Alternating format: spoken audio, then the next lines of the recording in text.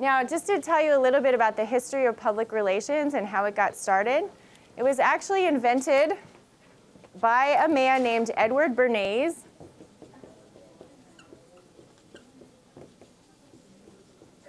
Has anybody ever heard of him? Edward Bernays? No, he's not that famous. But he invented public relations, and here's what he did. During World War I, he worked for the government. During World War I, if you studied this in US history, you might remember that there was a lot of propaganda that was put out by the government to try to get people interested in the war effort. Because in World War I, the United States wasn't involved in World War I in the beginning. Does anybody remember this from history? Initially, the US government did not want to get involved in World War I, but then suddenly President Wilson, after some things happened, decided he did want to get the country involved in World War I. And so in order to mobilize the people and try to get them interested in working for this cause of going to war, in this war that was a European thing, the government created an organization called the CPI, the Committee on Public Information. And so this committee put out information to the public in the form of propaganda. So they put out posters and all these things, newspaper articles, to try to get people interested in the war effort. And so Edward Bernays actually was part of this organization. He worked for the CPI during World War I. So if I say that someone's putting out propaganda, does that make you usually have a negative idea or a positive idea of what they're doing? Negative, right? Propaganda kind of has a negative connotation to it. So after the war, he decided that what they had done with the CPI was a really good idea. And he thought the public could actually use guidance in forming their opinions. But he didn't want to call it propaganda because that had this negative idea with it. So he decided to call it public relations. So he basically invented this whole career path that we have today, this whole market called public relations. He came up with the idea.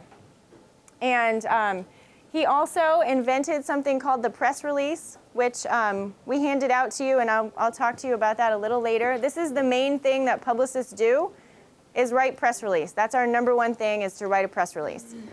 So he invented that.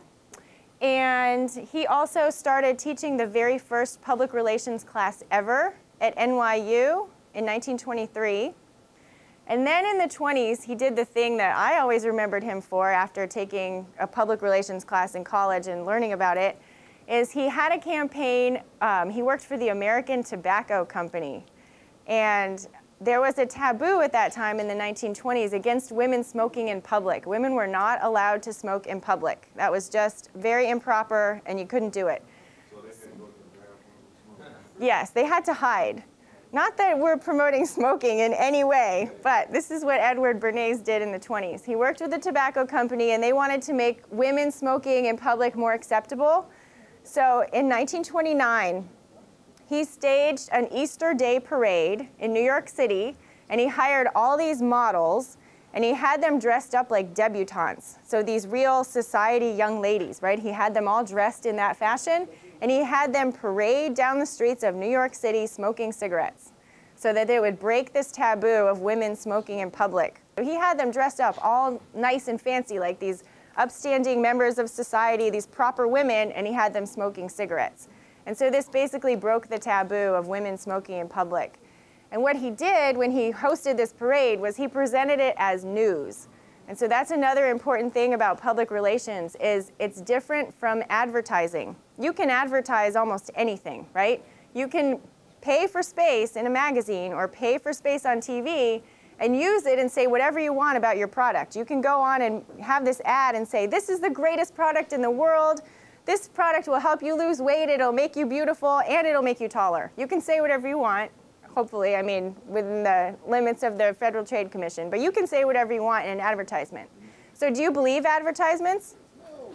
Not really, right? Because you know they're advertisements. But if you get something and you call it news, and the media reports on it like it's news, are you more likely to believe it than you would an advertisement? Yes. So that's what Edward Bernays did. He pitched these things these women smoking in public or whatever other campaigns he did, he called them news. Rather than advertisement, they became news. And because they came through the media and they were not paid for, he did not have to pay the TV station to come down and cover this parade. Well, there wasn't a TV station. He didn't have to pay the newspaper to cover the parade. It became news. And so that made it true.